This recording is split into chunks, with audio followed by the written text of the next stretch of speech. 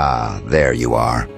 The crack in their confidence, the disruption in their hierarchy, the presence they thought they understood, right up until you made one move that rewired the entire chain of command. It's almost poetic watching how fast their certainty collapsed. The same people who used to analyze you like a predictable equation now stand there recalculating everything, because whatever you just did exposed a truth they weren't ready to face. They never had you figured out, not even slightly. You know what's fascinating? They've been profiling you for years, quietly comparing notes, observing patterns, thinking they could decode the way you operate. They had a version of you in their minds, filed, categorized, predictable, manageable. And then you did something that shattered every assumption they built. One decisive action, one shift in posture, one unpredictable recalibration, and suddenly the most hardened individuals in the room felt something unfamiliar creeping up their spine. They don't have a word for it, but their bodies do. It's the involuntary response reserved only for the presence of a superior force. What kills them is how confusing you are to their internal frameworks. One moment, you're calm, controlled, almost gentle. The next, you're surgical, ruthless, and devoid of hesitation. They can't process it. Their minds were built to function in binaries. You're either harmless or dangerous, friend or enemy, soft or severe. But you move through the world like both at once, and the contradiction fractures their mental wiring. They don't know whether to approach you, avoid you, appease you, or run from you. And the worst part? They can't even tell if you notice the confusion you cause, or if you're deliberately letting them drown in it. Let me break it down bluntly. The move you made didn't elevate you. It revealed you. What they witnessed wasn't transformation, it was exposure. They saw the real hierarchy for the first time. They saw who they had been standing beside while assuming they were standing above. And that realization hits harder than any confrontation. It forces people to reevaluate everything about themselves, their confidence, their role, their leverage. It forces them to confront the possibility that they were performing strength in front of someone who actually has it. And that's where the panic begins. Not the dramatic kind. No shouting, no arguing, no visible breakdown. The kind of panic that shows up in micro-reactions, the stiff jaw, the forced grin, the sudden fascination with their phone, the unnecessary adjustment of their jacket. These are the behavioral signatures of someone who just recognized they miscalculated a player in the room. When the toughest ones start doing this, you know the shift wasn't mild, it was seismic. But here's the part that really stings them. Your move didn't come with theatrics. You didn't create a scene. You didn't raise your voice. You didn't posture. You acted with that terrifying calm only people who are certain of themselves possess. And as much as these individuals love pretending they respect strength, they don't. They respect control. They respect unpredictability wrapped in precision. They respect the person who doesn't need validation to execute. And in that moment, they realized that was you, not them. The toughest ones folded first. That's how it always goes. Not because they're weak, but because they understand hierarchy instinctually. They know when they've been outclassed. They know when someone has stepped into a level they can't mimic. They know when authority is authentic. And no matter how loud, aggressive, or battle-tested they act, their instincts never lie. Their instincts told them exactly where you stand now, above them, ahead of them, beyond them. People like them rely on predictability to maintain dominance.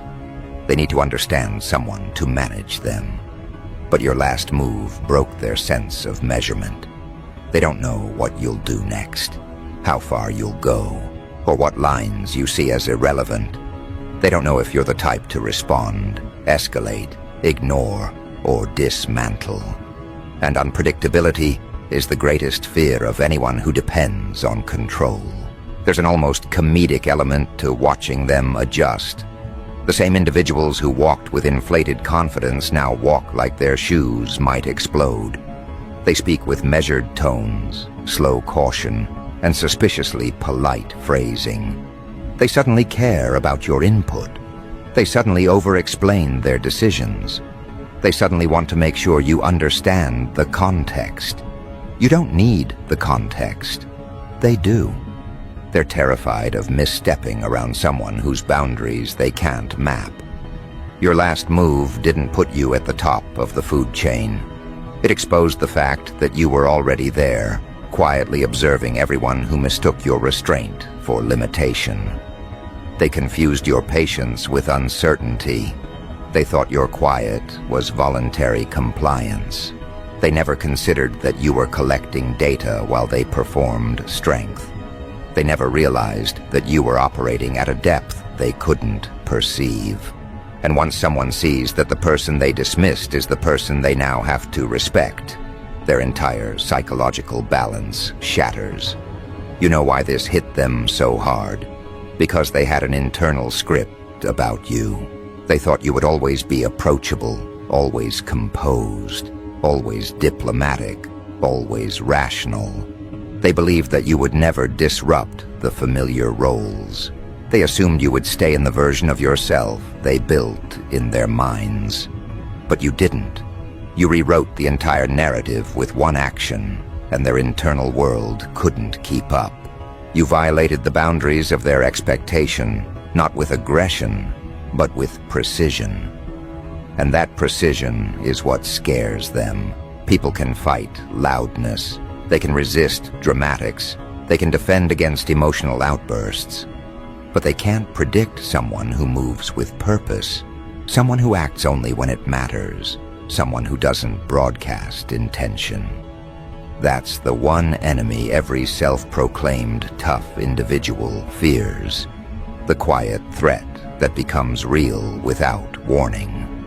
There's something magnetic about someone who acts with that level of certainty. It forces alignment. Even the rebellious ones fall in line, because rebellion requires confidence. And confidence can't survive when the environment is controlled by someone who sees the entire board. They know better than to test someone who plays the game from a higher vantage point. They know better than to misinterpret calm for softness ever again. Your last move didn't intimidate them, it educated them.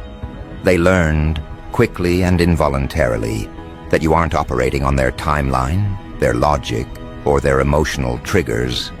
You're operating from an internal source, something that isn't influenced by approval, pressure, or expectations. And nothing terrifies tough individuals more than someone who isn't motivated by the same things they are. Because if they can't predict what drives you, they can't predict what stops you. They're still replaying it in their heads, trying to break it down like surveillance footage. They're trying to figure out where they miscalculated, what signs they missed, what clues they overlooked.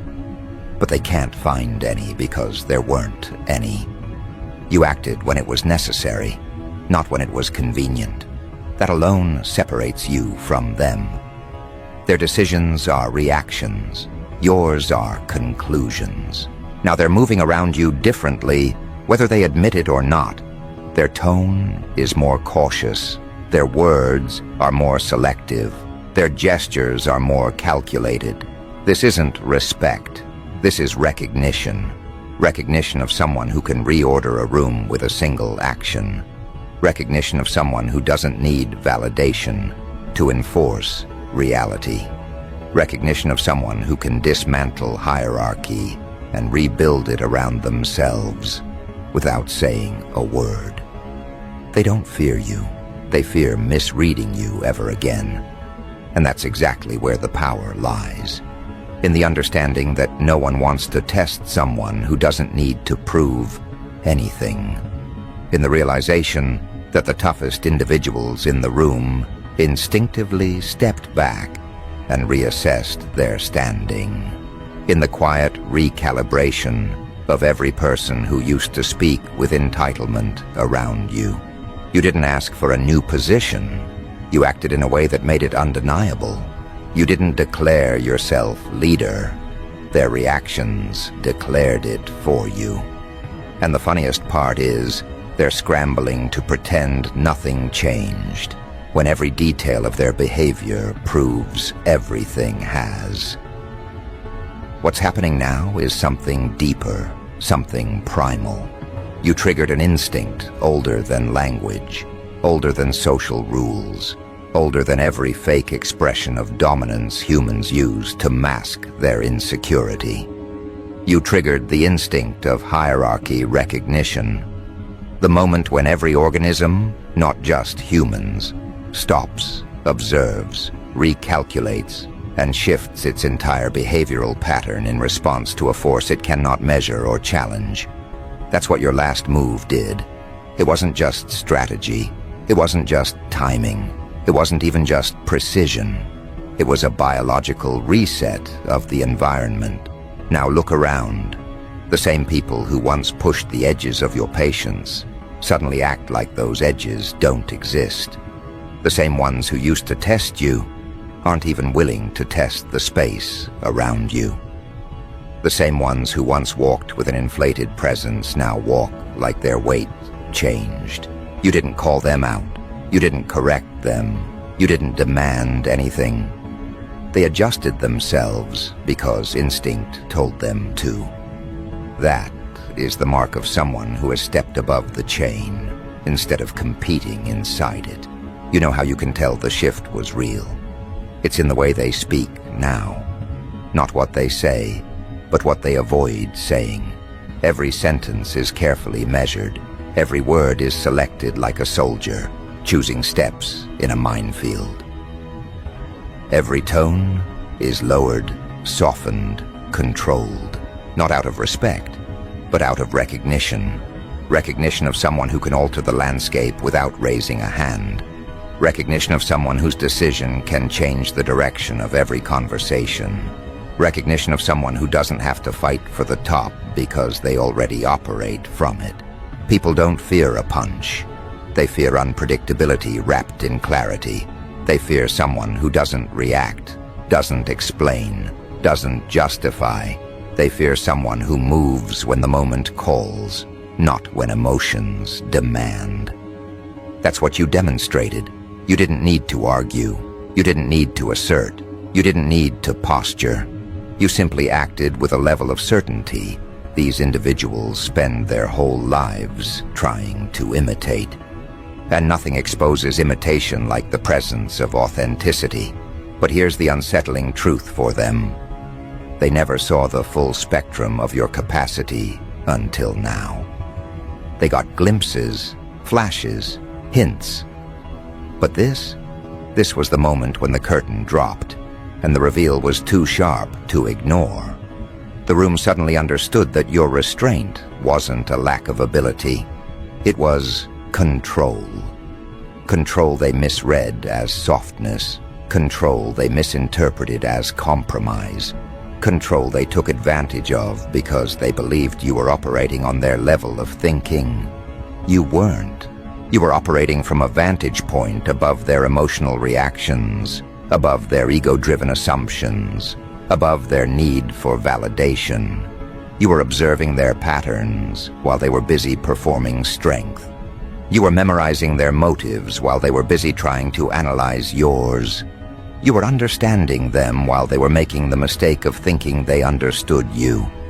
And when you made that move, whatever it was, it exposed the entire difference between your depth and their performance.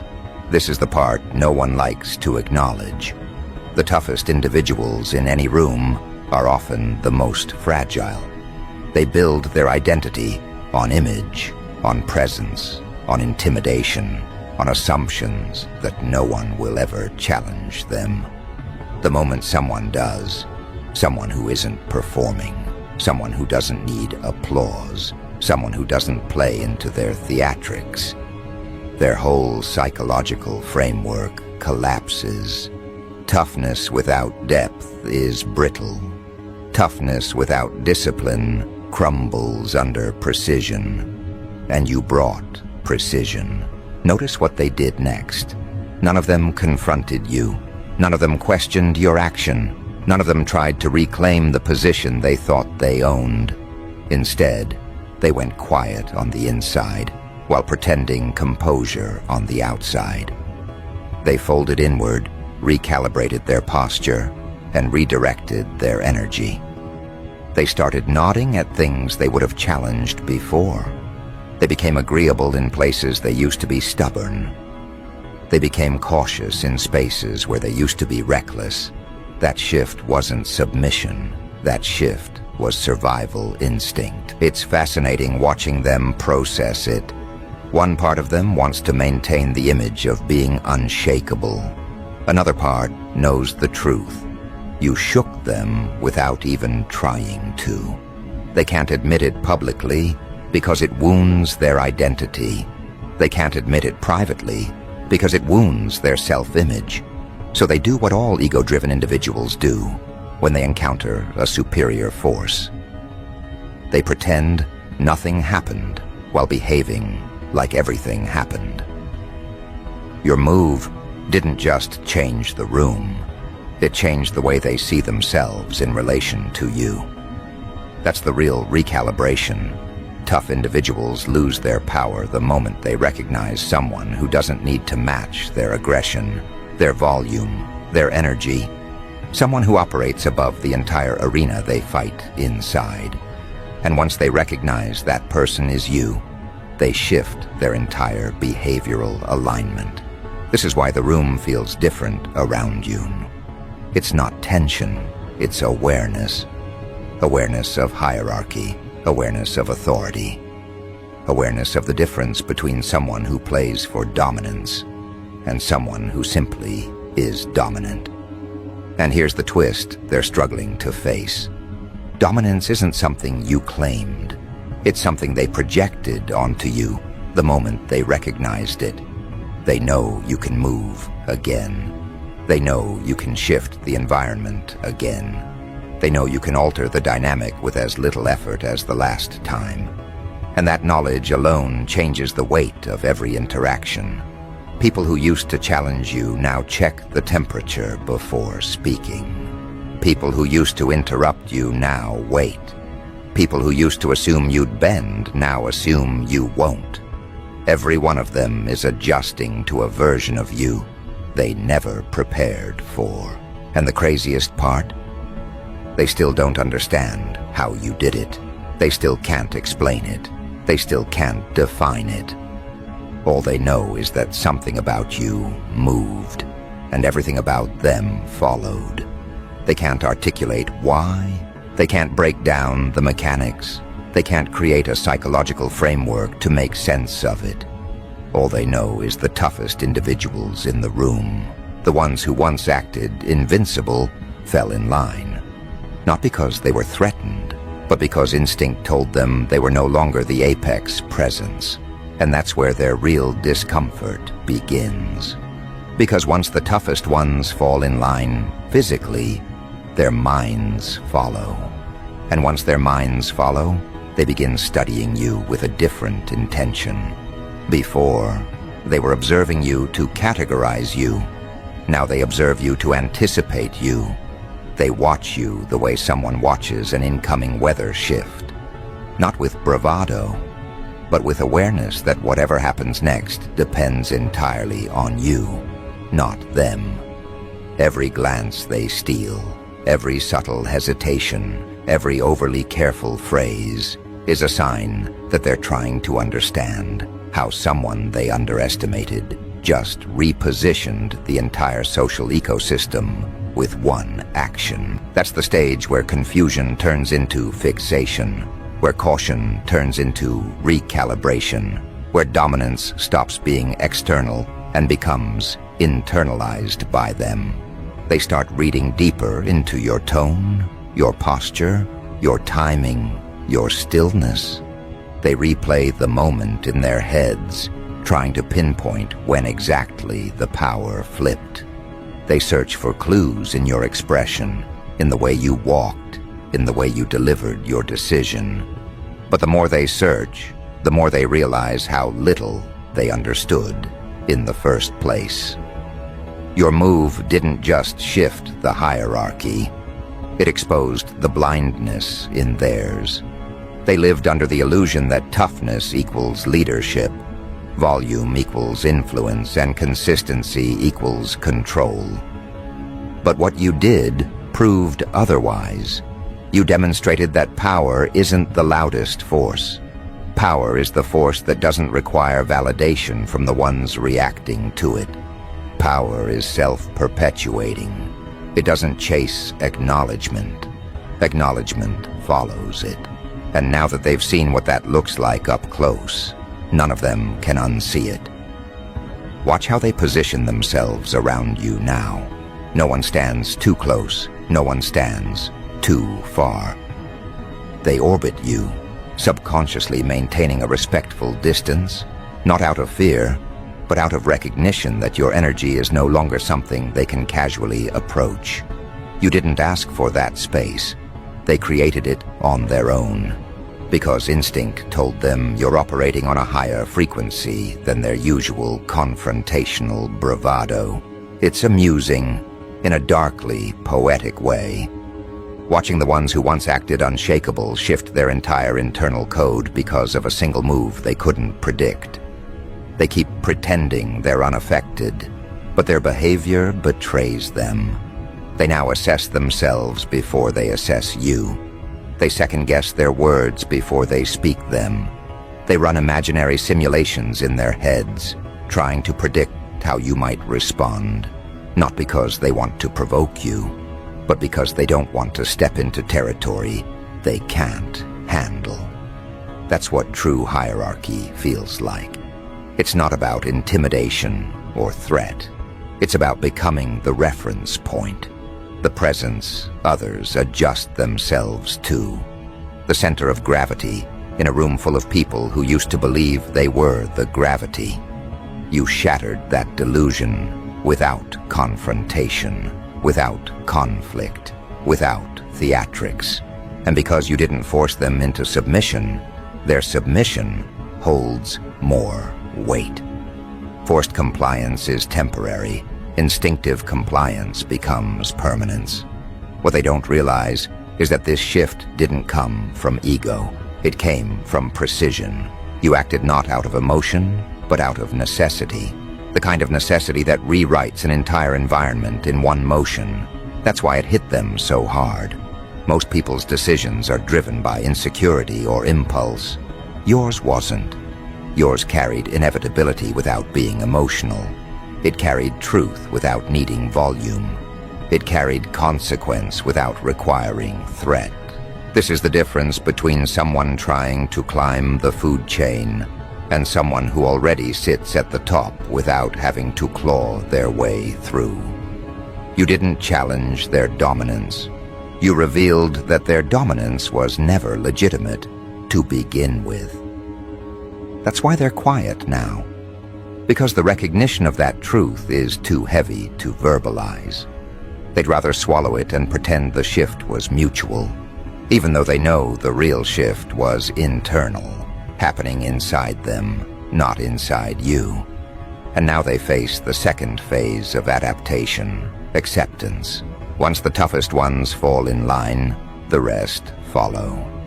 The middle-tier personalities, the ones who pride themselves on being sharp, observant, analytical, begin copying their behavior without realizing it. They take cues from the alphas of the group, and when they see those alphas adjusting to you, they adjust faster. They're not loyal to strength. They're loyal to whatever strength acknowledges. And since strength now acknowledges you, they become silent disciples of the new hierarchy without needing instruction. Notice how they treat your actions now. Even your smallest decisions get amplified. Your simplest gestures get interpreted. Your briefest words carry weight they didn't carry a week ago. Not because you changed your communication, but because the context surrounding your communication changed.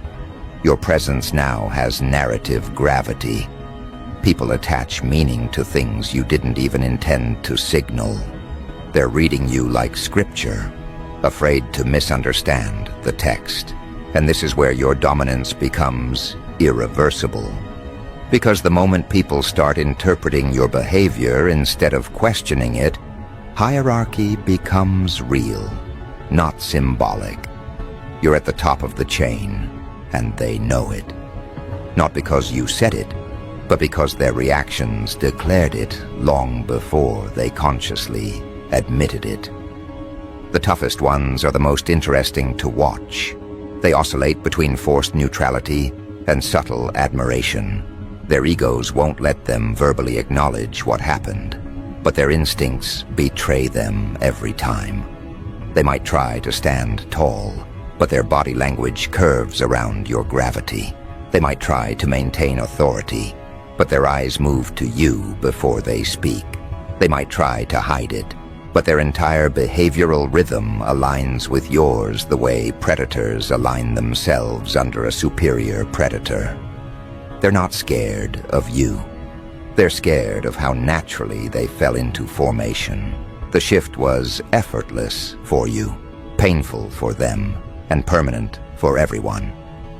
This is the part where people start inventing theories, because if they can't explain your move, they need a narrative to protect their pride. They might tell themselves you got lucky. They might convince themselves you planned this for months. They might frame it as a coincidence. They might claim they saw it coming. But deep down, they know the truth.